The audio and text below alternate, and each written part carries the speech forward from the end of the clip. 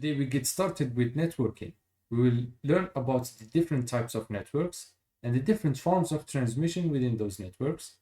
We will also learn about networking devices such as hubs and switches and the differences between the two. A network is just a set of interconnected computers to facilitate sharing resources and make communication easier. Each computer is usually called a node, and they use different communication protocols to exchange that data that run over a physical or wireless mediums, such as cables or electromagnetic waves. These nodes could be different from each other. For example, you have servers, you have printer, you have a laptop, and you even have networking hardware that acts as a bridge between the nodes. So once you can make different nodes communicate with each other, we can say that they form a network. Computers have evolved in an exponential way from its early inventions.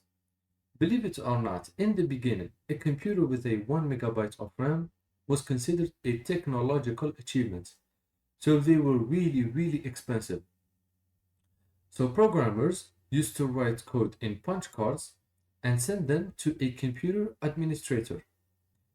Then they wait one day, maybe more, until their program compiles, take the results back, modify the source code if it has mistakes, and then resend it to that computer administrator, and they will repeat this process until it works. Since computers were expensive, you cannot have a computer per user. So what they did is that they created a time sharing system. And by time sharing, I just mean that multiple users could use the same computer at the same time, where the computer would specify some amount of time to execute the computation of some user, and then some time to execute the computation of another.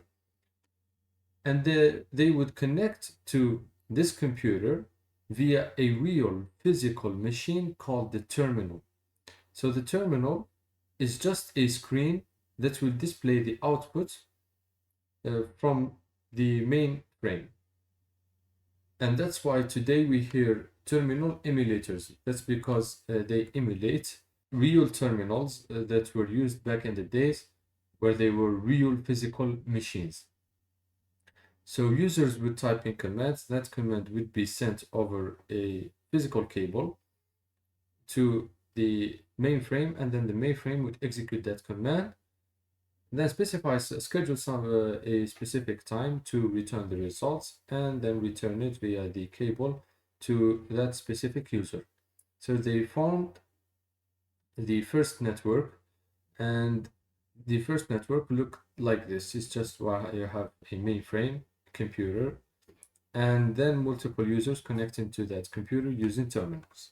Computer networks are categorized by their size, and it has mainly four types.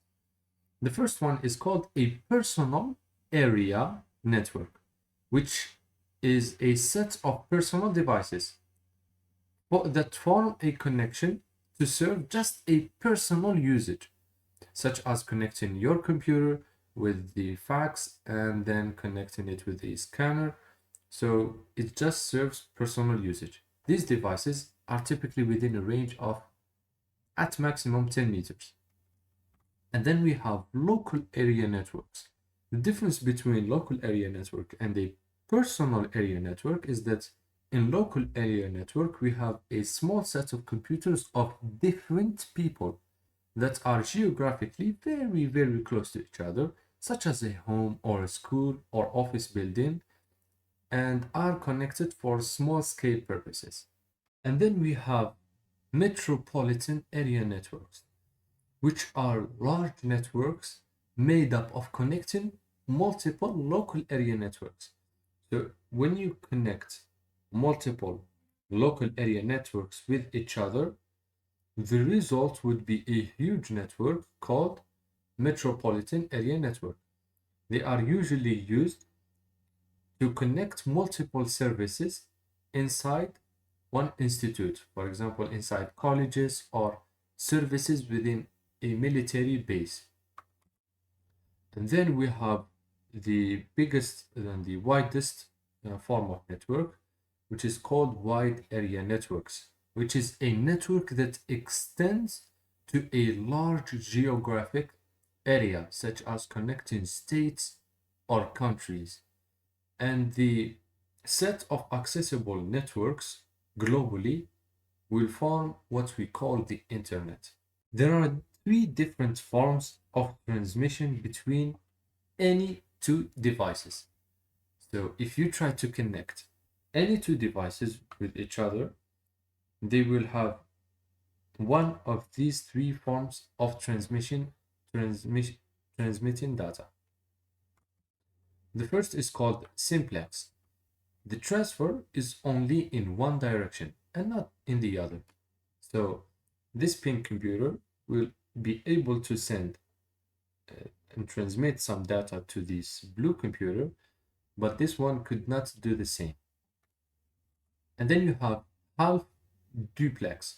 The transfer happens in both ways, but never simultaneously.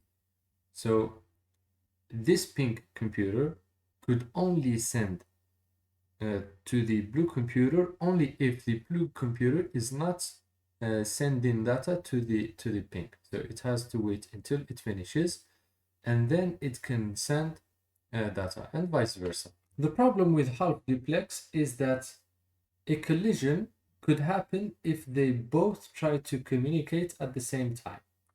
And finally, we have full duplex. The transfer happens in both ways and could be done simultaneously. So in order for the pink computer to transmit data, it doesn't have to wait until the blue one finishes. They can both send data simultaneously. To make it easy to connect computers, networking devices were created. Each device had its own purpose and functionality. But in order to understand that, we need to first understand network broadcast and collision domains. Networking communication is very similar to human communication. In fact, everything humans create is abstracted from nature. It is similar in that you can have private communication or public communication. Private communication in networks can be thought of as a set of two or more machines attempt to exchange messages, whilst excluding the rest of the machines from communicating in one single network. And public communication is by broadcasting a message to all of the computers that are included in the network. The first networking device we will understand is called a hub. And for each networking device, we will give an analogy in real life. So if you have three close friends, they are, for example, sitting in a park, Alice, Bob, and Jeremy, and they are talking with each other. So the best way to understand collision domain is that, let's say, for example, Alice and Bob tries to talk to each other. And they start speaking at the same time. A collision of message exchange can happen. So they wouldn't understand what they said to each other. So in order for the discussion to be more civil, they need to wait until the other person finishes what he is saying, and then they could start speaking. So in this case, the collision domain is the same as the broadcast domain. That's because, first of all, there is no way to actually speak privately. So even if Alice tries to talk just to Bob and not Jeremy, Jeremy could actually hear that. It's as if messages from every individual is broadcasted to the rest. So that's why the broadcast domain is equal to the collision domain. So even if Jeremy starts talking to himself, and then there's always a possibility that either Alice or Bob start speaking, and then a collision would happen between either Alice or Bob and Alice or Jeremy. So there's always the possibility of a collision happening from these three. Let's say I have three computers, Alice, Bob, and Alice, connected through this hub. So the first thing that you need to learn about hub is that each channel is half duplex. The implication of this is that, as we said previously, a collision could happen if both the computer and the hub try to send messages at the same time. But it's even worse with hubs. Let's say Alice wants to send a message to Bob, only to Bob. He doesn't want to broadcast. So he wants to have a one-to-one communication with Bob. He sends hello. This message hello would be sent to the hub, and then what the hub does is that it's not very clever. It just broadcasts the message to everyone. So it have a very simplistic approach in that whatever message it takes, it just broadcasts it. So in other words, every message would be broadcasted to everyone, which means private communication is not supported. So this hello Bob is being sent to Bob and also Abdus. And what Abdus does is that he discards the message since it was not destined for him. The reason hubs broadcast messages is that because it doesn't support addresses. So it doesn't know what does hello Bob means. It just takes messages and broadcasts it to everyone. So from the perspective of the hub, all of these computers are the same, 100% the same. And since it doesn't support addresses, it will just broadcast messages. But then, of course, this is really problematic. So if, let's say, for example, Abdus wants to send a message to Alice. We already said that the hub will simply broadcast that message. So it sends hello Alice to Bob, and it sends it also to Alice. Okay, so Bob would simply discard that message.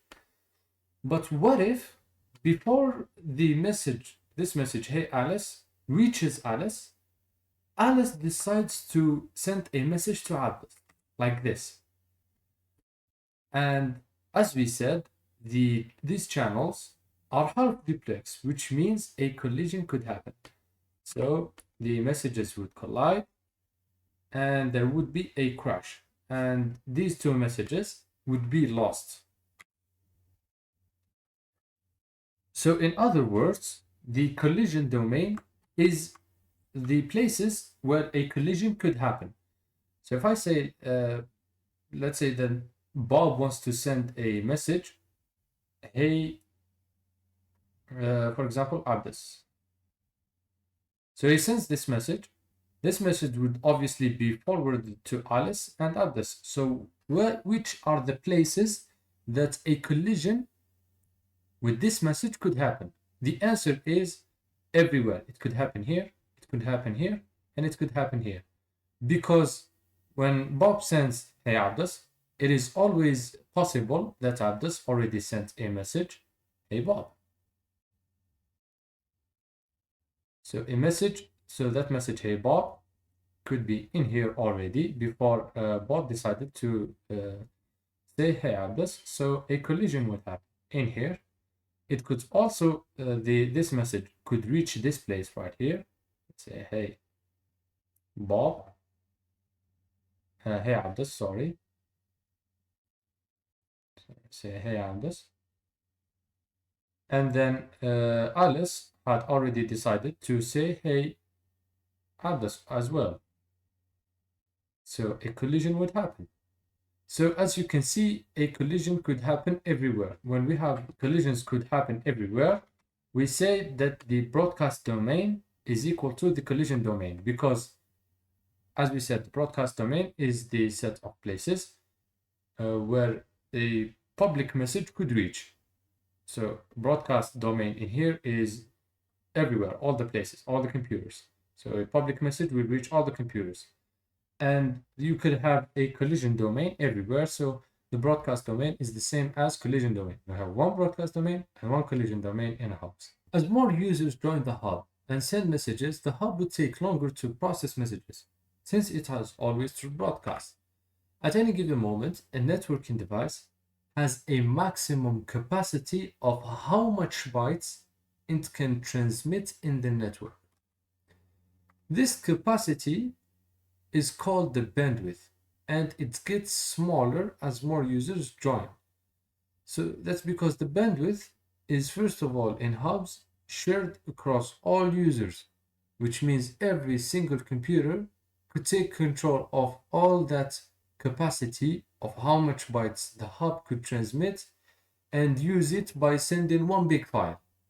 So that obviously would make other computers trying to send smaller files impossible. That's because the hub is being busy sending that one big file, and even worse, it is broadcasting that data to every device, even to undesired destinations. That bandwidth could be used to transmit other messages if it just supported addresses. And that's why switches were created. Now let's get started with switches. So if you have this simple tiny street with 4 houses, first of all, each house has its specific address. We have A1, A2, A3, and A4. Since the street is so small, whoever decides to send a public message, or in other words, broadcast a message, everyone else would hear that message. So if I have Alice right here trying to send a public message, he just opens the window and starts screaming, and everyone else would hear him. The same thing for the rest. But in the case of private communication, we have this mailman. If Alice, for example, tries to send a message to Abdus, he contacts this mailman, he takes a message and give it to the mailman, and then he says send a message to Abdus at which address, so he must specify the address, of course, and then the mailman would ride his bike, and he wouldn't just send the message to everyone because he understands that there is a private communication between two people, obviously. So when he reach the end of this road right here, he has two choices. Either he goes to the right or to the left, and he decides to go up at address 3 and deliver the message. So the cool thing about switches is that it can understand what are addresses. So it supports one-to-one communication, and it also can broadcast messages. Let's see this in example. If I have Alice, which is at address 1, and Bob at address 2, and Abdus at address 3. If Alice decides to send a message only to Bob, so he sends hello Bob, or in other words, he says sends hello to A2, and he sends that message to the switch. The switch is intelligent in that it can understand that Bob is at address A2 just as Alice specified, and he doesn't broadcast that message to everyone else, so that message is only sent to Bob. And it can also broadcast messages in the case of Abdus, for example. Let's say that he's a really noisy guy and he wants to everyone pay attention to him every time. So he really loves broadcasting messages. So if he decides to broadcast a message, he says, Abdus, pay attention to me. So the switch will just take that message and forward it to everyone else. So it has support for one-to-one communication, and it can also broadcast to everyone. Since the switch can understand addresses and one-to-one communication, it means that now we have 3 collision domains, and they are only between the computer and the switch. That's because messages, as we said, don't get broadcasted to everyone else. And in modern day switches, they support even full duplex channels. So even this channel right here could be full duplex, not only half duplex, which means they can reduce the collision domain to 0. So in this case, I have 3 collision domains in the case of half duplex channels, but it can also be 0 collision domains in the case of full duplex channels.